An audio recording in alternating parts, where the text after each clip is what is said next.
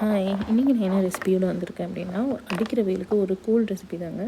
First கம்பு எடுத்துருக்கேன். கம்பில் வந்து 1 டம்ளர் எடுத்திருக்கேன். ஓகேங்களா, அதை நான் 2-3 டைம்ஸ் நம்ம தண்ணியில் வாஷ் பண்ணி எடுத்துகிட்டு ஒரு மிக்ஸி ஜாரில் போட்டு நல்லா அரைச்சி வச்சு, ரொம்ப நைஸாக அரைக்க வேணாம், கொஞ்சம் குறன்னு அரைச்சிக்கலாம். ஓகேங்களா, அரைச்சி இந்த மாதிரி நம்ம ஃபஸ்ட்டு தண்ணியில் இந்த கன்சிஸ்டன்சியில் தண்ணியில் மிக்ஸ் பண்ணி வச்சுக்கலாம், நல்லா கட்டி இல்லாமல் கரைச்சி.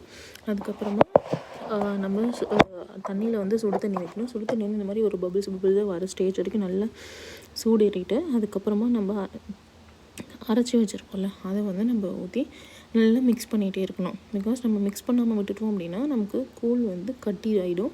கட்டி ஆயிடுச்சு அப்படின்னா நம்ம குடிக்கும்போது அது நமக்கு வாயில் வந்து டிஸ்டர்ப் ஆகும். இன்னொன்று, அந்த கட்டி ஆனிச்சு அப்படின்னா அது நம்ம கரெக்டாக வேகவும் வேகாது. அதனால தான் நம்ம வந்து நல்லா கட்டியாகாமல் நல்லா கிளறி விட்டுக்கிட்டே இருக்கணும். ஓகேங்களா, நல்லா சிம்மில் வச்சுக்கிட்டிங்க அப்படின்னா உங்களுக்கு நல்லா அந்த கன்சிஸ்டன்சியில் உங்களுக்கு பொறுமையாக வேகும்.